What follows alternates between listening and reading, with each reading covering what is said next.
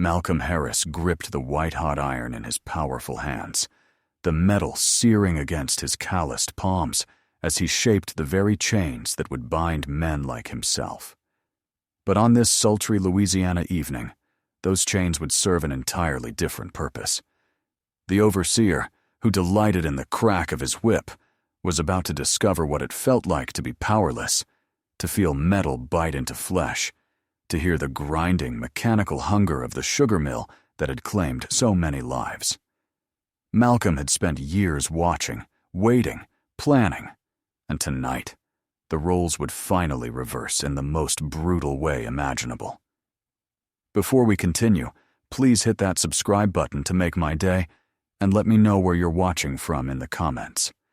The year was 1857, and the Bowmont Plantation stretched across 2,000 acres of Louisiana's fertile delta land.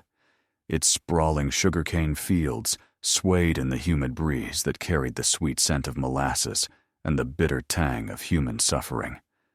The plantation house, a grand columned mansion painted bone white, stood like a monument to prosperity, built upon the backs of 300 enslaved souls who toiled from dawn until darkness claimed the sky. Malcolm Harris was not like the other men laboring in those fields. Standing 6 feet 4 inches tall, with shoulders as broad as an oak tree's trunk, his dark skin bore the scars of countless burns from the forge where he spent his days crafting the tools of bondage. His hands, massive and scarred, could shape iron with the precision of an artist. Yet those same hands had never been permitted to write his own name or touch his wife's face without permission from white men who claimed ownership over his very breath. The plantation's sugar mill stood at the heart of the operation, a monstrous machine of iron rollers and wooden gears that crushed the life from sugarcane stalks with mechanical indifference. It was here the true horror of plantation life revealed itself most clearly. The mill's rollers, each weighing several tons, turned with relentless force, grinding anything caught between them into pulp. Over the years, Malcolm had witnessed dozens of men lose fingers, hands, entire arms to the hungry machine. Some had been pulled in completely, their screams cut short by the crushing weight of progress and profit. The mill operated from sunrise to sunset during harvest season, its rhythmic grinding serving as a hellish metronome, marking the passage of days filled with backbreaking labor. Workers fed cane stalks into the mechanical beast, while others collected the extracted juice that would later be boiled down into the white crystals, gracing the tables of wealthy families across America and Europe. The sweet product emerging from this place of suffering seemed to mock the bitter reality of its creation. Malcolm's forge sat adjacent to the mill, close enough that he could hear every scream, every crack of bone, every wet sound, speaking of flesh meeting unstoppable force. His job was to maintain the equipment, to repair the very machine that devoured human lives with such casual hunger. Each morning, he would examine the gears, oil the mechanisms, and ensure the plantation's heart of darkness continued beating with mechanical precision. The overseer ruling this domain of suffering was a man named Roderick Dwyer, a tall, lean figure whose pale skin seemed to have absorbed none of the warmth from years under the Louisiana sun. His gray eyes held a coldness that made even the most hardened field hands look away when he passed. Dwyer carried a bullwhip coiled at his side like a serpent, its leather tightly braided and stained with the blood of countless backs that had felt its bite. Dwyer took particular pleasure in watching the mill operate during harvest season. He would stand near the feed mechanism, his thin lips curved in what might have been called a smile on a kinder face, watching as exhausted workers risked their limbs to keep the cane flowing. When someone moved too slowly or showed signs of fatigue, the whip would snake out with lightning speed, leaving fresh welts across shoulders and backs, already cross-hatched with scars from previous punishments. Malcolm had felt that whip more times than he cared to remember. His back was a roadmap of pain, each raised scar telling a story of Dwyer's cruelty.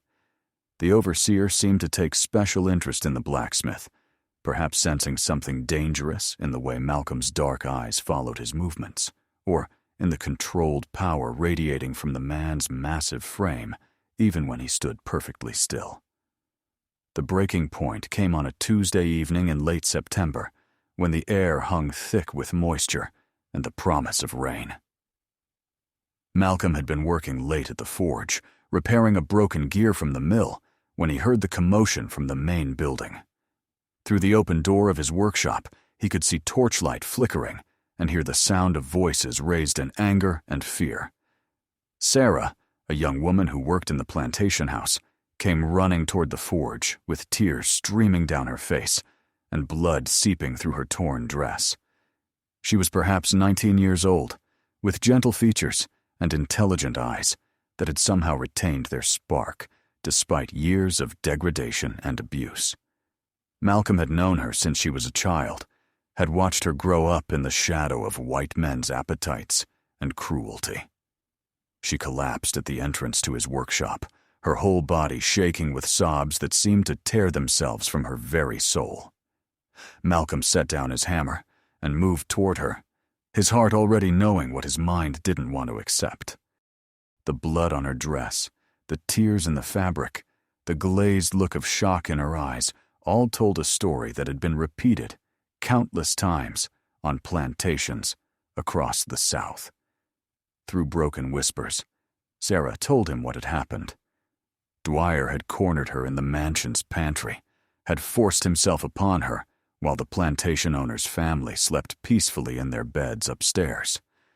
When she had tried to resist, he had struck her across the face with such force that it split her lip and sent her tumbling against the wooden shelves. The assault that followed was brutal and degrading, leaving her broken in ways that extended far beyond physical injury. As Malcolm listened to her story, something fundamental shifted inside his chest. The rage he had been carrying for years, carefully contained and controlled, began to expand like molten metal heating in a furnace. His massive hands clenched into fists that could have pulverized stone, and for a moment the careful mask of submission he wore for survival slipped away completely. Sarah looked up at him with eyes that held no hope, only the dull acceptance of someone who had learned that justice was a luxury reserved for those with white skin and legal documents proving their humanity. She expected him to offer comfort, perhaps, or to help her clean her wounds and pretend nothing had happened. She did not expect to see the cold calculation now spreading across his features, like frost forming on a window pane. Malcolm helped her to her feet, with gentle hands that belied the violence brewing in his heart. He gave her clean water to wash with and a spare shirt to replace her torn dress. As she cleaned herself, he moved about the forge with purposeful efficiency, selecting tools and materials with the care of a craftsman beginning an important project. From a wooden chest hidden beneath a pile of scrap iron, Malcolm retrieved several lengths of chain he had been secretly forging over the past months. Unlike the standard shackles produced for the plantation, these chains were works of art in their own deadly way. Each link had been individually crafted and hardened, creating bonds that could hold a bull elephant without breaking. The metal had been treated with techniques he had learned from his father, who had been a blacksmith before him, methods passed down through generations of men who had shaped iron with skill born of necessity and desperation. Sarah watched him work, confusion replacing shock as she realized he wasn't preparing to comfort her or report the assault to authorities who would dismiss her claims without consideration. Instead, Malcolm was preparing for war, gathering weapons and planning strategies with the methodical precision of a general before battle. The plan that had formed in Malcolm's mind was both simple and sophisticated. He had spent years observing Dwyer's routines, learning when the overseer was most vulnerable, when he was alone and isolated from help. Every Tuesday evening, Dwyer would make a final inspection of the mill before retiring to his private cabin, a ritual of control that satisfied his need to assert dominance over both machinery and human property. Malcolm waited until midnight, when the plantation had settled into the rhythm of exhausted sleep, following each day of forced labor. The moon was dark, concealed behind clouds promising rain before morning. He moved through the shadows with surprising stealth for such a large man, his bare feet making no sound on the packed earth as he approached Dwyer's cabin. The overseer's quarters were modest compared to the main house, but luxurious by the standards of those who served under his whip. The cabin contained a bed with clean sheets, a writing desk where Dwyer recorded punishments and production numbers, and a small personal library filled with books Malcolm would never be permitted to read. A bottle of whiskey sat on the desk beside a half-finished letter to Dwyer's brother in Georgia, the amber liquid catching moonlight filtering through the single window. Dwyer lay sleeping peacefully, his face relaxed in slumber, free from the cruel lines marking it during waking hours. His whip hung coiled on a hook beside the bed, its leather surface gleaming with oil and embedded fragments of human skin telling stories of countless floggings. The sight of that weapon filled Malcolm with a rage so pure and focused it threatened to overwhelm his carefully laid plans. Moving with practiced silence, Malcolm approached the bed where his tormentor lay vulnerable. The chains in his hands felt warm, almost alive with potential energy waiting for release. He had rehearsed this moment in his mind countless times, had imagined every detail of how he would bind the man who had caused so much suffering. Dwyer woke as the cold metal touched his wrists, his gray eyes flying open in confusion and sudden fear. He opened his mouth to shout for help, but Malcolm's massive hand clamped down over his face with crushing force. The overseer's eyes widened with terror as he recognized his attacker, understanding flooding through him, along with the realization his years of cruelty had finally found their reckoning. The chains Malcolm wrapped around Dwyer's wrists and ankles were works of masterful craftsmanship, each link perfectly forged and hardened to resist even the most desperate escape attempts. The metal bit into pale skin that had never known the kiss of shackles, leaving marks serving as grim reminders of the powerlessness Dwyer had inflicted upon others for so many years. Malcolm dragged his captive from the cabin with ease, the overseer's struggles proving as ineffective against the blacksmith's strength as a child's tantrum against hurricane force. Dwyer's muffled cries for help went unanswered in the darkness, swallowed by the night air carrying only insect sounds and distant thunder promising a storm. The sugar mill stood silent and ominous in the pre-dawn darkness, its mechanical components gleaming with oil, reflecting starlight like watching eyes. The great rollers that had claimed so many lives waited patiently for their next feeding, their iron surfaces scarred and stained with evidence of previous encounters with human flesh and bone. Malcolm secured Dwyer to the mill's framework with additional chains, positioning him so the overseer could see exactly what fate awaited him. The terror in those gray eyes was absolute now, the cruel confidence defining Dwyer's character replaced by animal panic and desperate pleading.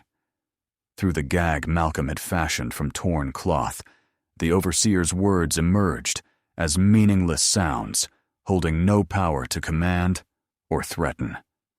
As dawn approached, Malcolm took his time explaining exactly what was about to happen. His voice remained calm and measured, describing the mechanical process by which the mill would transform Dwyer's body into something unrecognizable. He spoke of the sounds the machinery would make, of the time it would take, of how other workers would find nothing but red-stained gears when they arrived for the morning shift. The psychological torment proved almost as devastating as the physical threat. Dwyer had spent his career using fear as a weapon, had delighted in watching others cower before him in helpless terror. Now he experienced that same helplessness, felt the crushing weight of absolute powerlessness he had inflicted upon hundreds of enslaved people throughout his years of service. Malcolm lit several torches around the mill, their flickering light creating dancing shadows, transforming the familiar workplace into something resembling a chamber from hell itself. The warm glow illuminated the mechanical components with an almost supernatural quality, making the waiting rollers seem alive with hungry anticipation. The blacksmith's movements were deliberate and ritualistic as he prepared the mill for operation. He oiled the gears with the same care he had shown countless times before, checked the alignment of the crushing rollers, and tested the feed mechanism that would draw its victim inexorably toward destruction. Every action was performed with the precision of a craftsman who took pride in his work, even when that work involved the most terrible form of justice. As the sun began rising over the Louisiana Delta, painting the sky in shades of red, seeming to prophesy the violence about to unfold, Malcolm positioned Dwyer at the mill's intake. The overseer's struggles against his chains had grown weaker as exhaustion and terror took their toll, but his eyes still blazed with desperate hope someone would arrive to save him from the fate awaiting him. The mill roared to life with a sound like thunder trapped in iron, its massive components grinding into motion with the inexorable power of industrial progress. The rollers began their deadly rotation, their scarred surfaces catching the morning light as they waited to receive their offering. Steam rose from the machinery as metal heated with friction, creating an atmosphere thick with the smell of oil and impending death. Malcolm's voice rose above the mechanical noise as he spoke his final words to the man who had tormented so many innocent people. He spoke of Sarah and her tears, of the countless backs scarred by Dwyer's whip, of children torn from their mothers, and men worked to death in service of white prosperity. Each word carried the weight of accumulated suffering, the voice of every person who had died under Dwyer's cruel supervision. The feeding mechanism engaged with a sound like breaking bones, its iron teeth designed to grip and pull whatever was placed within its mechanical embrace. Dwyer's screams, even muffled by his gag, rose above the mill's roar as he was drawn inexorably toward the waiting rollers. His struggles became frantic, animalistic, as the reality of his situation stripped away the last pretenses of civilized behavior. Malcolm watched, with eyes showing no mercy, no satisfaction, only the cold justice of natural law finally asserting itself over human cruelty. This was not revenge in any petty sense, but rather the restoration of balance to a world twisted by generations of systematic brutality and dehumanization. The mill's rollers accepted their offering with mechanical indifference, iron meeting flesh with the same crushing force that had processed countless tons of sugarcane. The sound emerging from the machinery changed in pitch and timbre, becoming something wet and organic, speaking of transformation beyond recognition. Steam and mist rose from the crushing chamber, carrying the metallic scent of blood and the ending of a life that had caused immeasurable suffering. When the terrible work was finished, Malcolm shut down the mill and stood in the sudden silence that followed. The mechanical monster had returned to its slumber, its hunger temporarily satisfied by the meal it had been fed. Red stains marked the rollers and gears, evidence of the justice served in the pre-dawn darkness of a Louisiana morning. The blacksmith cleaned himself methodically, washing away evidence of the night's work with water from the mill's cooling system. His movements were calm and purposeful, showing none of the frantic energy expected from someone who had just committed what white law would certainly call murder. Instead, Malcolm displayed the quiet satisfaction of a craftsman completing a difficult but necessary project. As the plantation began stirring with the sounds of another day's labor, Malcolm made his final preparations for departure. He had known from the moment he began planning this act of justice, he could never remain on the plantation afterward. The discovery of Dwyer's fate would bring investigation, punishment, and almost certainly death for any enslaved person suspected of involvement. From his hidden cache of supplies, Malcolm retrieved a small bundle of personal possessions he had been secretly preparing for months. The bundle contained tools of his trade, a few pieces of silver he had managed to acquire through years of careful trading, and a hand-drawn map of the Louisiana swamplands bordering the plantation's eastern boundary. The swamps represented both refuge and danger, a vast wilderness where a man could disappear completely, but where survival required skills few possessed. Malcolm had been studying the waterways and hidden paths for years, learning from other escaped people, briefly finding shelter on the plantation, before continuing their journey northward toward freedom. Before leaving, Malcolm made one final stop at the quarters, where Sarah lived with several other houseworkers. The young woman was awake, sitting by her small window, staring out at the dawn sky, with eyes holding the hollow emptiness of someone whose faith in justice had been shattered. She turned, hearing his soft footsteps, and her expression changed, seeing the quiet resolution in his face. Without words, she understood what had happened and what it meant. Malcolm's presence radiated the calm coming after a storm has passed, the peace following the completion of necessary but terrible work. Sarah rose from her seat and embraced him, her tears falling silently as she realized his act of vengeance had also been an act of love, a declaration her dignity and humanity mattered enough to risk everything. Malcolm pressed a small iron token into her hand, a piece he had crafted months earlier, inscribed with symbols speaking of protection and remembrance. The metal was warm from his touch, carrying the promise that somewhere in the world there would always be someone remembering her suffering and acting to answer it with justice. As the plantation fully awoke, with workers emerging from their quarters, moving toward another day of forced labor, Malcolm Harris vanished into the Louisiana wilderness like smoke dissipating in morning air. Behind him, the sugar mill stood silent and stained, waiting for workers to discover the grisly evidence of the night's events. The discovery of Dwyer's remains sent shockwaves through the plantation community and beyond. The plantation owner, Richard Bowmont, arrived at the mill to find his overseer transformed into something barely recognizable as human. The mechanical precision of industrial machinery having erased the man who had terrorized so many people for so many years. Beaumont's rage was volcanic in its intensity, his screams of fury echoing across the plantation as he realized one of his human properties had dared to strike back against the system, granting him absolute power over their lives. He ordered every building searched, every person questioned, every possible hiding place examined with the thoroughness of a man whose fundamental worldview had been challenged by an act of rebellion he had never imagined possible. The investigation that followed was brutal and comprehensive. Bowmont brought in professional slave catchers, men whose expertise lay in tracking down escaped people and returning them to bondage. Dogs were brought in to follow scent trails.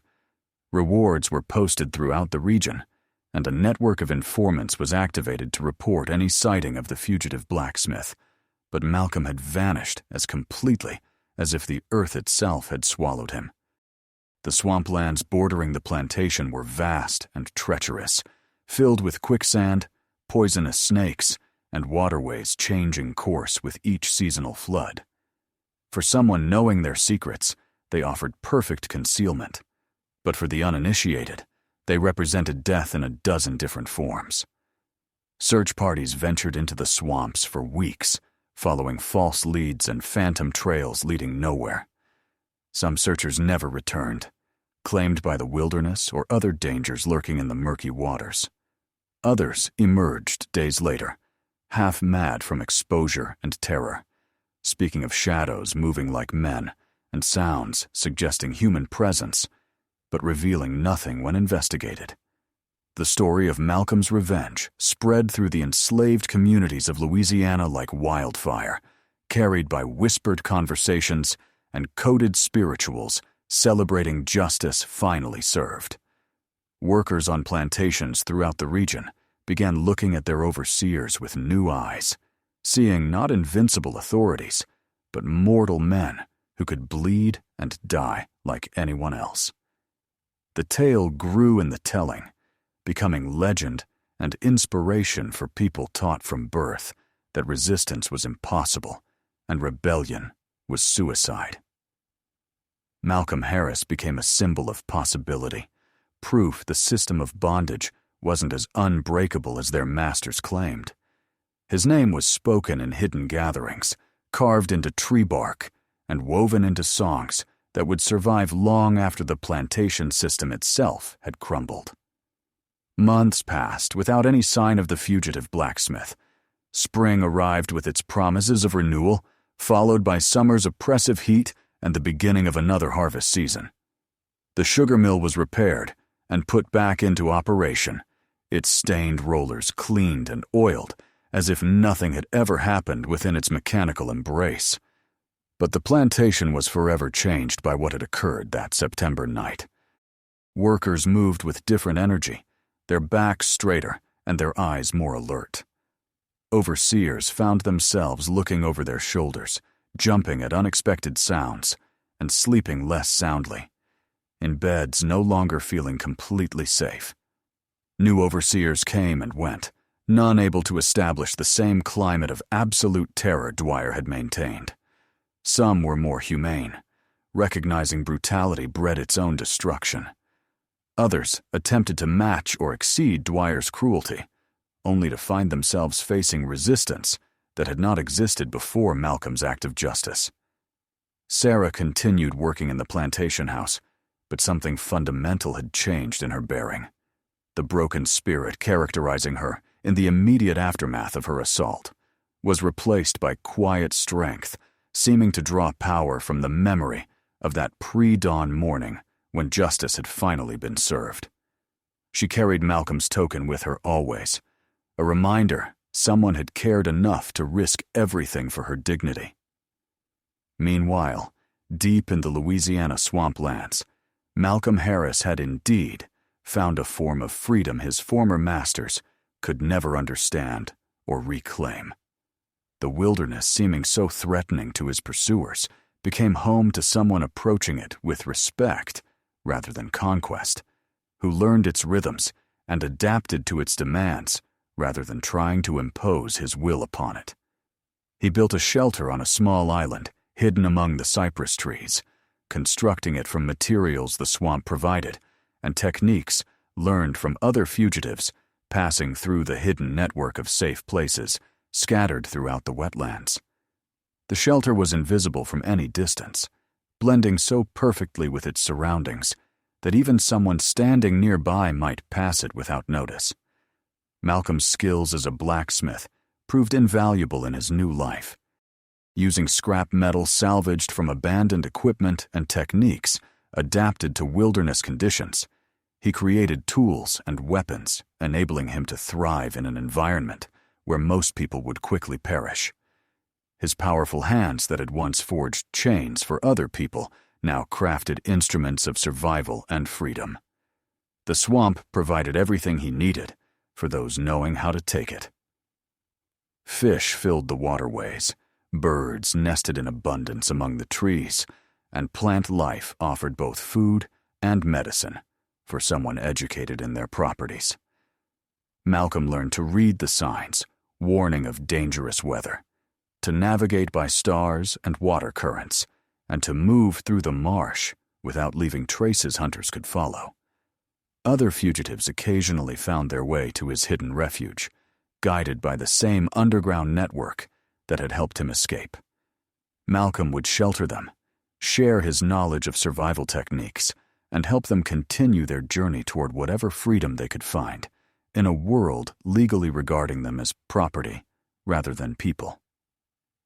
Each person he helped represented another victory over the system that had tried to break his spirit and claim ownership of his humanity.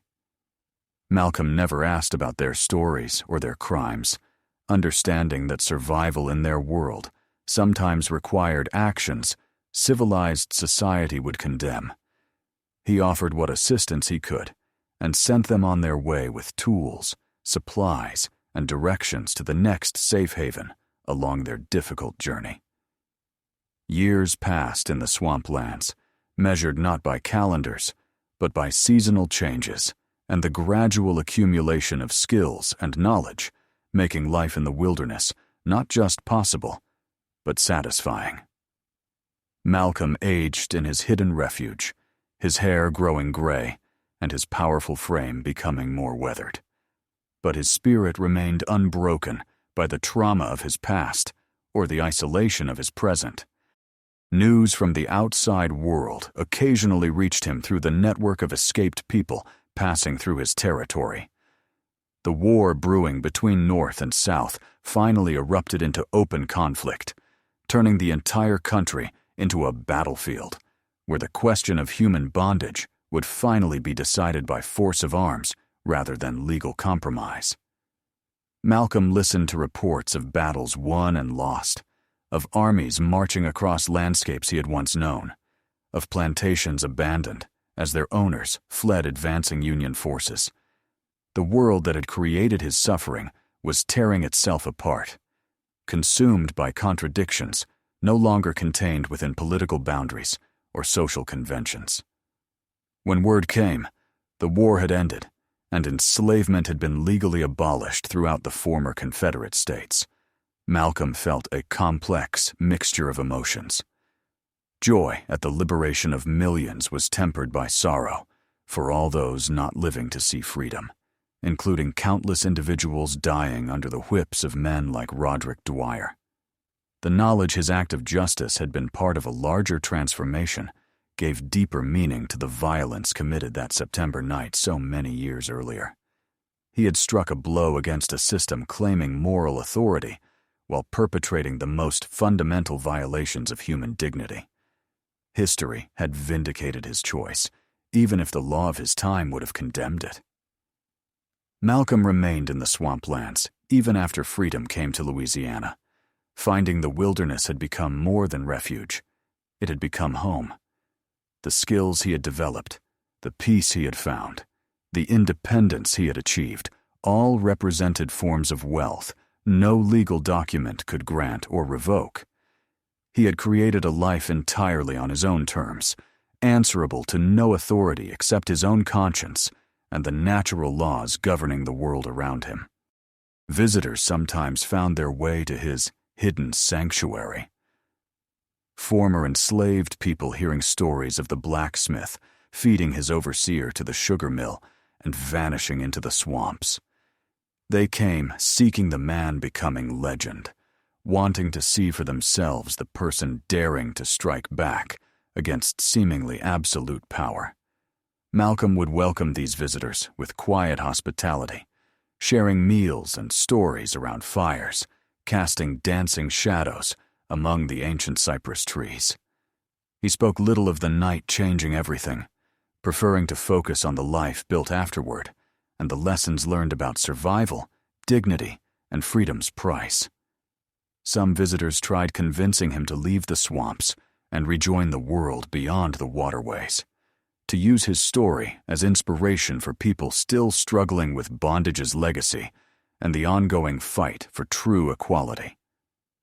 But Malcolm had found something in the wilderness civilization never offered him: complete autonomy over his own existence, freedom from systems designed to exploit and control human beings for others' benefit.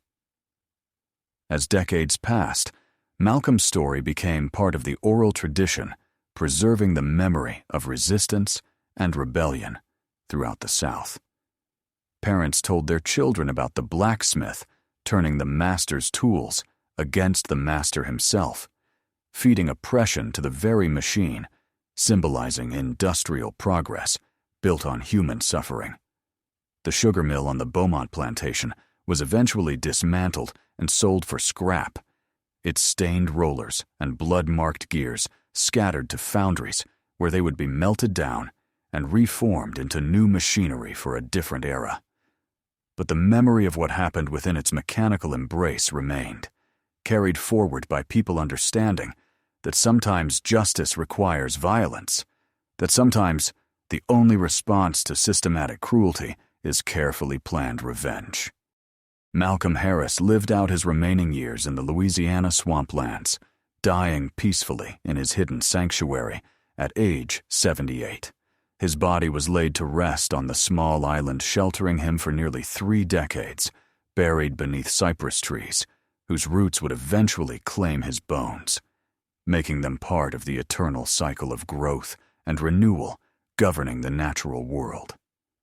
But his story lived on, passed down through generations of people needing to believe resistance was possible, that oppression would eventually face its reckoning, that somewhere individuals exist willing to risk everything defending human dignity against those destroying it for profit or pleasure. The tale of Malcolm of Louisiana became more than history. It became mythology, a reminder that even in humanity's darkest hours, some refuse accepting injustice as inevitable. His hammer may have fallen silent, his forge grown cold, but the example he set continues inspiring people facing their own battles against systems designed to break human spirits and reduce human beings to commodities on someone else's balance sheet. Ultimately, Malcolm Harris achieved something few people ever manage. He lived entirely on his own terms, answerable only to his moral code, free from compromises and corruptions civilization demands of its participants. His violence had purpose, his justice had meaning, and his freedom was complete in ways legal documents could never guarantee. The sugar mill claiming Robert Dwyer's life was eventually forgotten, just another piece of industrial equipment in humanity's long march toward mechanized progress. But the man feeding that mill its final meal became immortal, his name spoken wherever people gather.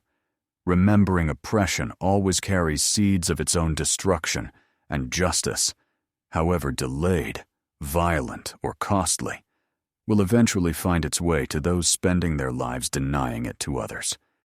Years after Malcolm's death, researchers and historians began piecing together the true scope of his influence on the Underground Railroad network operating throughout the Louisiana bayous. Documents discovered in hidden caches revealed his swampland refuge had served as a crucial way station for hundreds of freedom seekers, making it one of the most significant safe houses in the entire South during the final decades before emancipation. The detailed maps Malcolm had drawn of safe passages through the treacherous wetlands were found preserved in waterproof containers, their careful notations revealing escape routes, saving countless lives.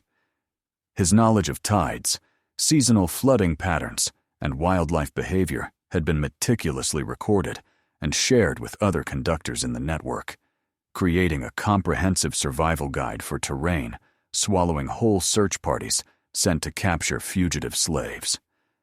Archaeological excavations of his island sanctuary uncovered evidence of sophisticated metalwork operations continuing throughout his exile. Malcolm had not merely survived in the wilderness, he had thrived, creating tools and weapons, arming other escapees, and establishing a forge operating in complete secrecy for nearly 3 decades. The quality of artifacts discovered suggested his skills had only improved during his isolation, refined by necessity and perfected through constant practice. Among the most remarkable discoveries were intricate iron sculptures Malcolm created during his solitary years, works of art transforming the crude materials of his former bondage into expressions of beauty and defiance. These pieces, some standing over 6 feet tall, depicted scenes of liberation and triumph, speaking to an artistic vision, finding its voice only after achieving true freedom. The sculptures had been carefully hidden, protected from elements, and arranged in patterns suggesting they held spiritual or ceremonial significance for their creator.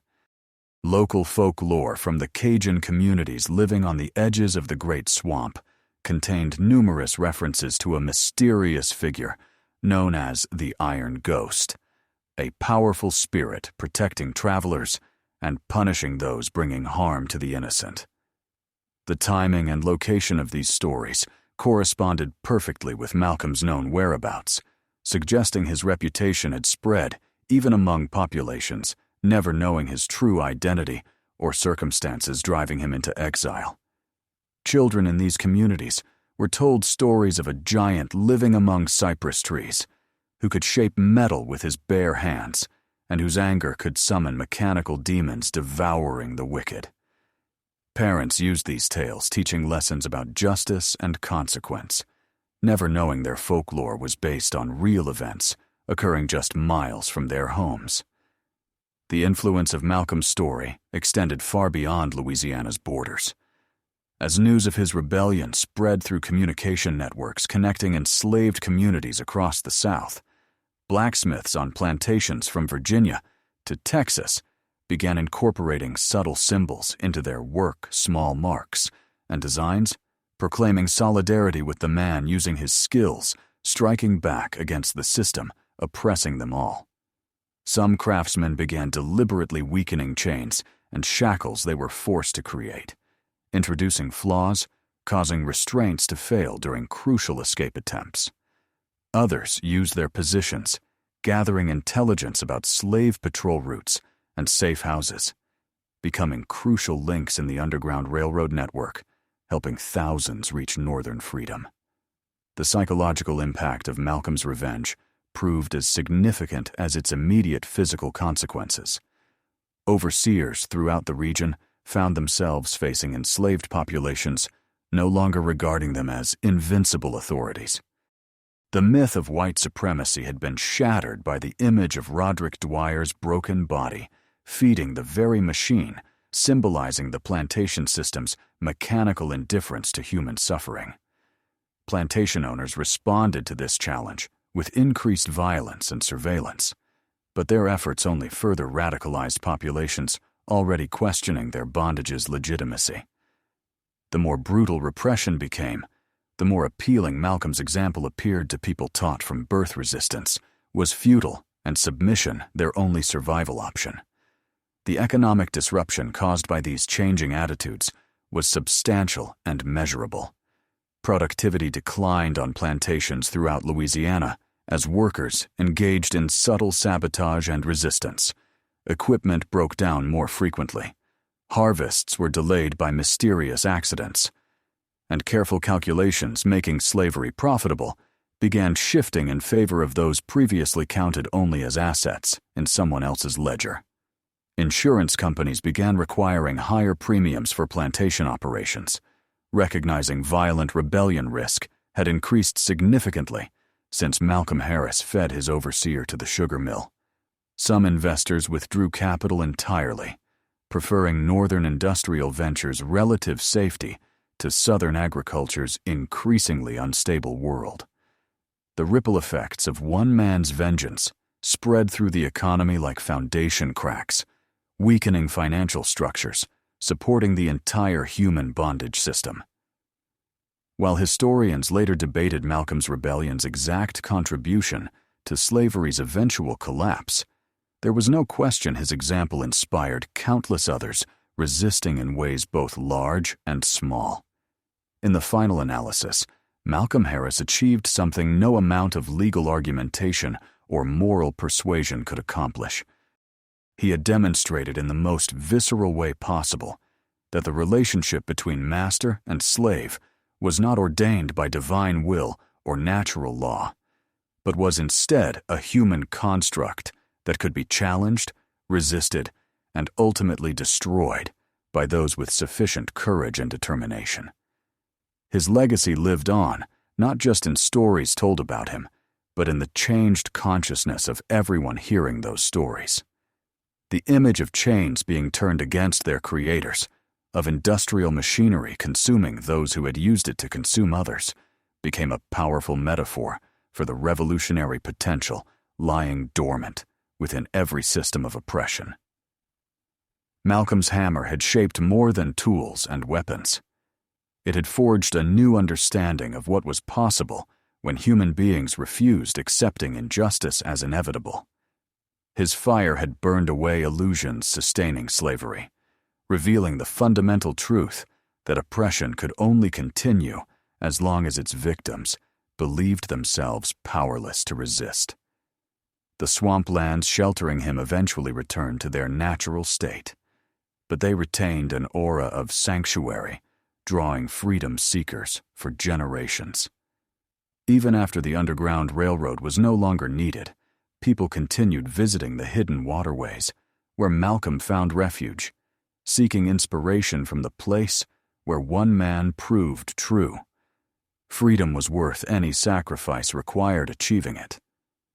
The transformation of Malcolm's story from historical fact to enduring legend accelerated during Reconstruction's tumultuous years, when formerly enslaved people struggled, defining their place in a society legally freeing them, but remaining fundamentally hostile to their aspirations for true equality, facing rising violence from groups like the Ku Klux Klan and systematic disenfranchisement later codified in Jim Crow laws. Malcolm's example provided a powerful reminder resistance had always been possible, even under the most oppressive circumstances. Churches throughout the South began incorporating references to Malcolm's story into sermons, with preachers drawing parallels between his journey from bondage to freedom and biblical narratives of exodus and liberation, sustaining their congregations through centuries of suffering. The image of chains transforming from oppression instruments into justice tools resonated deeply with communities discovering their own power, reshaping the world through collective action and unwavering determination.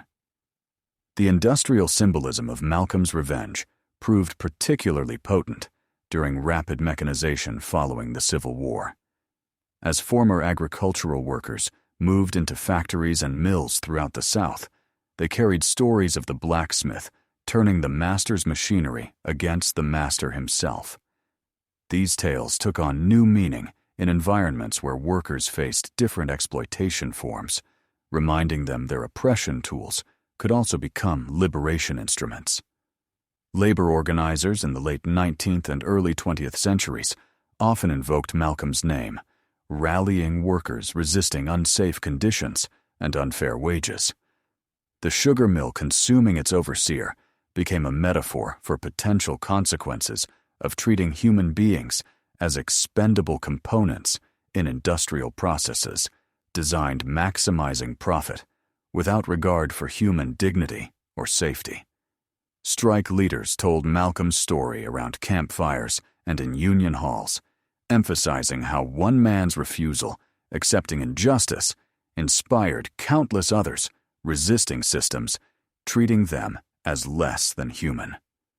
The tale served both as warning to those in power and encouragement to those feeling powerless, demonstrating even the most entrenched oppression systems contained seeds of their own destruction. Academic historians initially dismissed Malcolm's story as folklore rather than fact, arguing detailed accounts of his rebellion and subsequent swamp life were too dramatic being credible.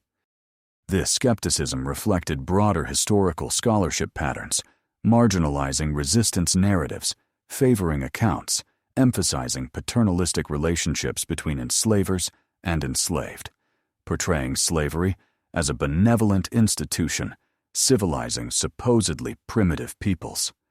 However, as civil rights activists in the 20th century demanded more accurate African American history representations, researchers started taking seriously oral traditions, preserving stories like Malcolm's for generations.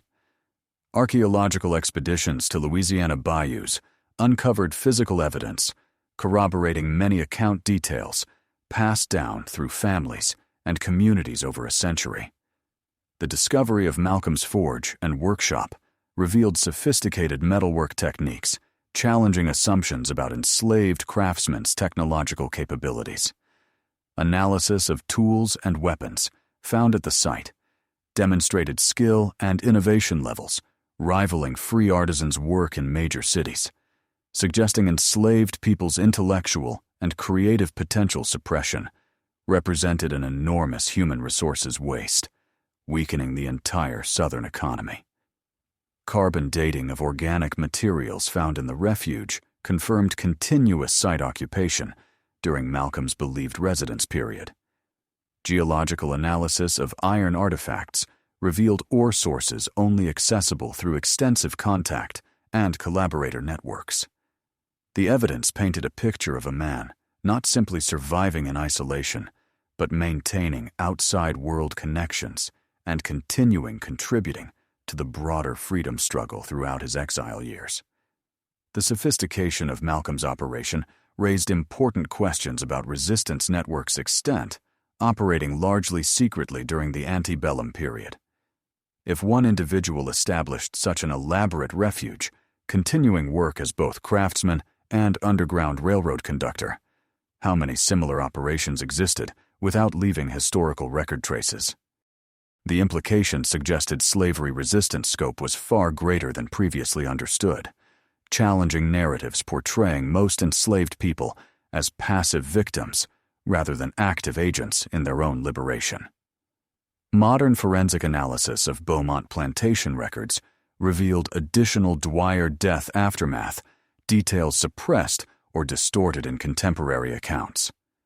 Insurance claims filed by Richard Bowmont described property damage extending far beyond the sugar mill itself, including fires, destroying several outbuildings, and equipment failures, disrupting operations for months following Malcolm's escape. The sabotage pattern suggested Malcolm had not acted alone, but been part of coordinated efforts, involving multiple individuals remaining on the plantation after his departure.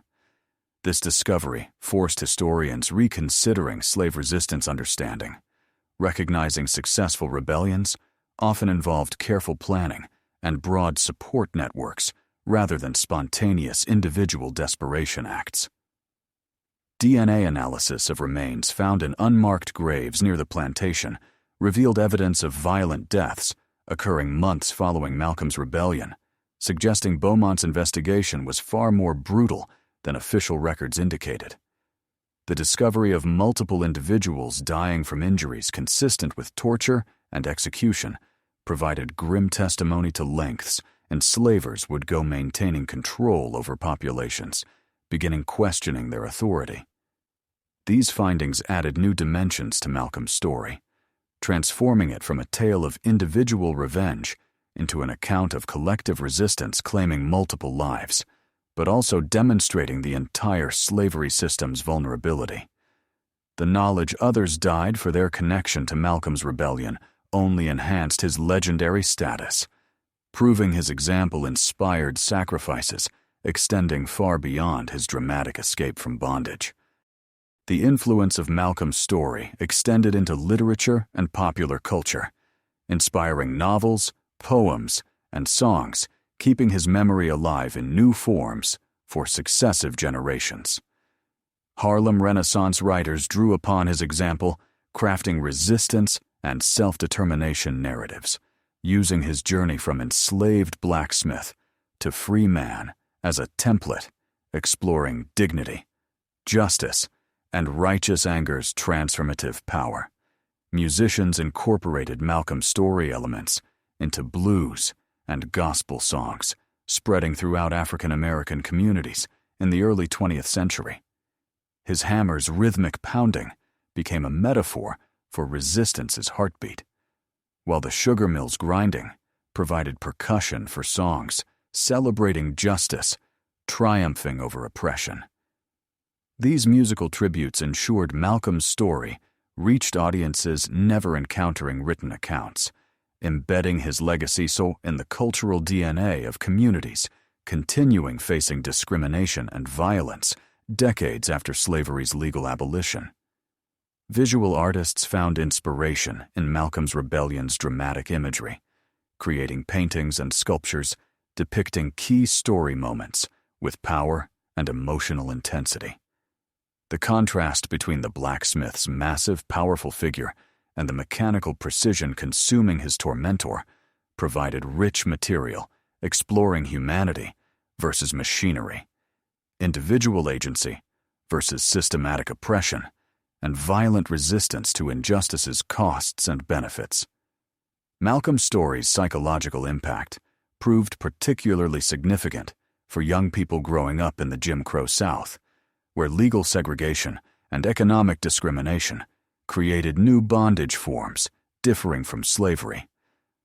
Primarily in technical details rather than fundamental character, children hearing tales of the blacksmith refusing his fate carried those stories, encountering their own challenges, drawing strength, knowing resistance was both possible and potentially successful. Educational institutions in African American communities began incorporating Malcolm's story into curricula, using his example, teaching history, ethics, and standing up for principles' importance, regardless of personal costs involved. Teachers found students responding powerfully to narratives portraying ancestors as active agents rather than passive victims, helping counter negative stereotypes and self-doubt racist propaganda designed instilling. Malcolm's international influence dimensions became apparent as his story spread beyond American borders through abolitionist and human rights activist networks, recognizing its universal relevance to oppression struggles. Translations of his rebellion accounts appeared in multiple languages, inspiring resistance movements in colonial territories where indigenous peoples faced similar exploitation and dehumanization systems. Revolutionary leaders in Haiti, Cuba, and other Caribbean islands experiencing slavery drew explicit parallels between Malcolm's rebellion and their efforts overthrowing colonial rule, establishing independent nations based on equality and human dignity principles.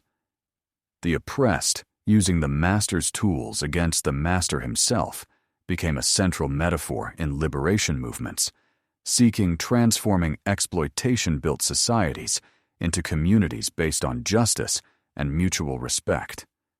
Anti-colonial activists in Africa and Asia similarly found inspiration in Malcolm's example, recognizing his story contained lessons transcending American slavery's specific historical context. The fundamental principle oppression could be successfully resisted by those with sufficient courage and determination resonated with people facing imperial domination, economic exploitation, and cultural suppression in contexts far removed from Louisiana bayous, where Malcolm found freedom. Malcolm's story's technological aspects took on new significance during the Industrial Revolution and beyond, as mechanization transformed labor relations, creating new alienation forms between workers and their efforts' products.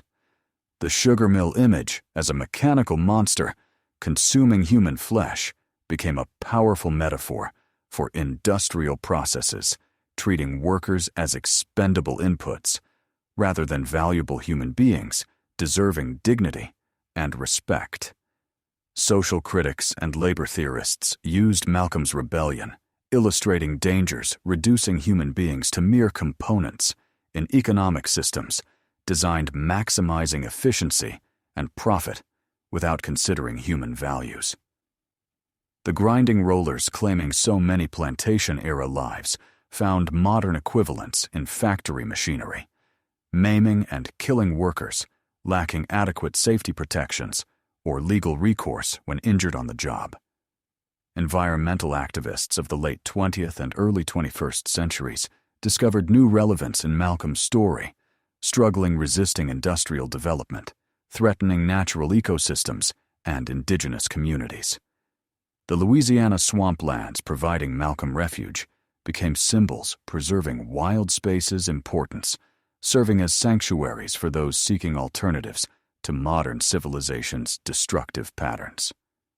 Environmental justice and social justice movements' intersection found powerful expression in accounts of Malcolm's bayou life, where he achieved sustainability, forms modern industrial society, abandoned pursuing endless growth and consumption. His ability living harmoniously with natural systems while maintaining dignity and independence provided a model for communities seeking resisting environmental destruction, accompanying corporate exploitation of both human and natural resources.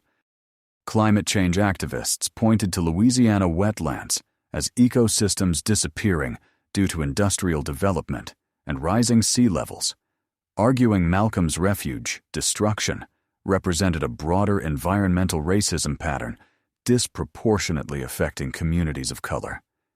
These natural sanctuaries' loss eliminated resistance and self-sufficiency options available to previous generations, making modern oppression forms more difficult escaping.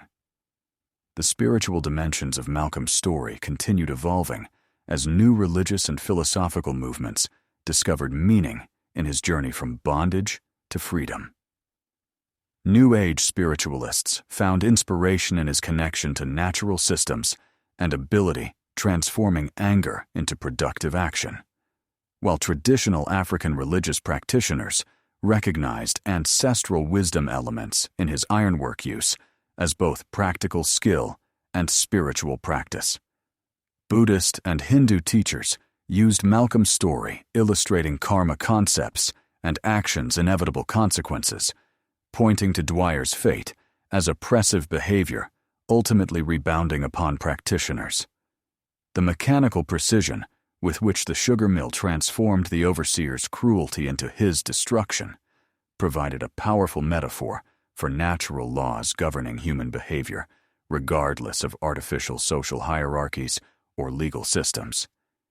Indigenous spiritual leaders found parallels between Malcolm's swamp exile and traditional vision-seeking and wisdom-gaining practices through solitude and natural settings. His transformation from angry young man seeking revenge into wise elder, providing guidance to other freedom seekers, reflected spiritual journeys common in many Native American traditions, suggesting universal growth and development patterns transcending cultural boundaries. Malcolm's story's legal implications continued being debated by scholars and practitioners interested in justified resistance to unjust authority questions. His case provided a dramatic example of situations where legal systems had been so corrupted by systematic oppression that violence might be the only available remedy for fundamental injustices unaddressable through conventional political or judicial processes. Constitutional law professors used Malcolm's rebellion, exploring legal obligation and moral duty relationships, asking whether individuals had rights or even responsibilities, resisting laws and institutions violating basic human dignity and equality principles.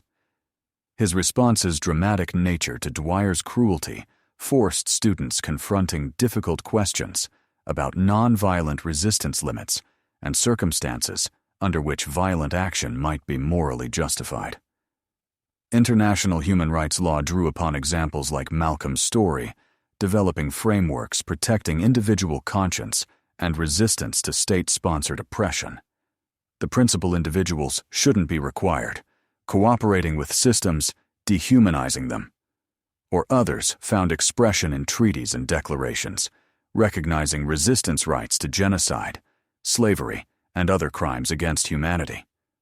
The psychological trauma associated with systematic oppression became better understood through studies examining slavery's long-term effects on both individuals and communities. Malcolm's story provided insights into ways violence and dehumanization could damage human psyches, while also revealing resilience and adaptive capacity, enabling some individuals surviving and thriving despite extreme trauma experiences. Mental health professionals recognized Malcolm's ability, channeling anger into productive action, represented post-traumatic growth forms, serving as models for others struggling overcoming abuse and oppression experiences. His transformation from victim to justice agent, demonstrated even severe psychological injuries could potentially be healed through actions restoring dignity and purpose to damaged lives. Malcolm's story's therapeutic value extended to communities and populations experiencing collective trauma through historical injustices like slavery, genocide, and systematic discrimination. The knowledge their ancestors resisted oppression achieving liberation forms provided healing for people whose identity sense and self-worth had been damaged by generations of negative stereotypes and institutional racism. Educational psychologists found students responding powerfully to narratives portraying their own community members as heroes rather than victims, leading to improved academic performance and stronger cultural identity among young people previously internalizing negative messages about heritage and capabilities. Malcolm's example provided concrete evidence. Intelligence, creativity, and moral courage weren't limited to dominant group members, but distributed throughout all human populations, regardless of race, class, or historical circumstances. The economic analysis of Malcolm's rebellion revealed maintaining oppression systems' hidden costs, requiring constant surveillance, violence, and control, preventing resistance and rebellion. Resources plantation owners devoted to slave patrols, bounty hunters, and punishment systems represented significant drains on productivity and profitability, suggesting slavery was ultimately an inefficient economic system, surviving primarily because of political and cultural factors rather than purely financial considerations. Modern economists used Malcolm's story illustrating externalized costs concepts, pointing out slavery's apparent profitability depended, ignoring human suffering and social disruption the system created. When these hidden costs were factored into economic efficiency calculations, slavery's case became much less compelling, even from purely financial perspectives, ignoring moral and ethical considerations. The ripple effects of individual resistance acts like Malcolm's rebellion demonstrated how seemingly isolated incidents could have far-reaching consequences, undermining entire oppression systems. The fear and uncertainty his escape created among plantation owners throughout the region required investing additional resources and security measures, reducing competitive advantages, and making operations more vulnerable to economic downturns and political changes.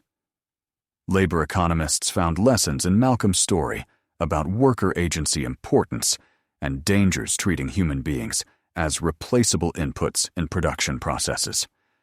The skills and knowledge he developed as a blacksmith represented significant human capital investments lost when forced to flee, illustrating waste and inefficiency resulting from systems failing, recognizing and rewarding individual talents and contributions. The technological innovations Malcolm developed during swamp exile demonstrated creative potential, suppressed under slavery, but flourishing when individuals were free, pursuing interests and applying skills, solving problems they considered important. His metallurgy and engineering achievements suggested the Southern economy had been significantly weakened, failing utilizing enslaved populations' full intellectual resources. Malcolm's story's contemporary relevance emerged discussing modern trafficking, exploitation, and systematic oppression forms, continuing affecting vulnerable populations worldwide. Human rights activists found parallels between plantation system trapping Malcolm and contemporary practices like debt bondage, sex trafficking, and exploitative labor arrangements, reducing human beings to commodities in global economic systems. The resistance and self-liberation principles Malcolm embodied provided guidance for modern anti-trafficking efforts, emphasizing empowering victims becoming rescue agents rather than passive assistance recipients from external authorities. His example demonstrated even most oppressed individuals possessed capabilities and knowledge mobilizable resisting exploitation if provided appropriate support and opportunities. Prison reform activists drew upon Malcolm's story, critiquing criminal justice systems disproportionately affecting communities of color, perpetuating poverty and discrimination cycles resembling historical racial oppression patterns. The Louisiana prison system, partially built on former plantation sites, continuing exploiting primarily African American labor for private corporation benefit, provided stark evidence slavery's legacy hadn't been fully addressed by legal emancipation alone. The chains and shackles symbolism featuring prominently in Malcolm's story took new meaning, discussing mass incarceration and school-to-prison pipeline channeling young people of color away from educational opportunities into correctional facilities, providing cheap labor for private companies.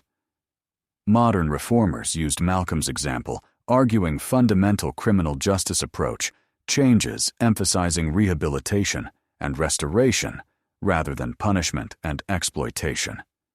Immigration rights activists found inspiration in Malcolm's bondage to freedom journey, advocating policies recognizing undocumented workers and refugees' humanity and dignity facing deportation and family separation. Underground railroad networks helping Malcolm and others escape slavery provided historical precedents for contemporary sanctuary movements, offering vulnerable immigrants protection regardless legal status. The courage and sacrifice Malcolm demonstrated resisting oppression served as models for modern activists facing imprisonment, violence, and retaliation forms, for efforts protecting marginalized communities and challenging unjust policies. His story reminded them justice struggle always required individuals willing risking everything for principles transcending personal safety and comfort. Malcolm's global influence dimensions continued expanding as his story was translated into new languages and adapted for different cultural contexts by activists and educators worldwide. His successful resistance example to systematic oppression resonated with people facing various discrimination and exploitation forms, providing hope and practical guidance for those seeking creating more just and equitable societies. Malcolm's story's enduring power lay not specific historical details, but fundamental human capacities, demonstration for resistance, creativity, and transformation. No oppression system could completely suppress. His hammer had shaped more than iron. It had forged new human freedom possibilities, continuing inspiring people seeking liberation from various bondage forms centuries after his death. Ultimately, Malcolm Harris achieved true immortality, not through monuments or official histories, but through countless lives changed, knowing one man's refusal, accepting injustice proved. Freedom was always possible for those with sufficient courage claiming it.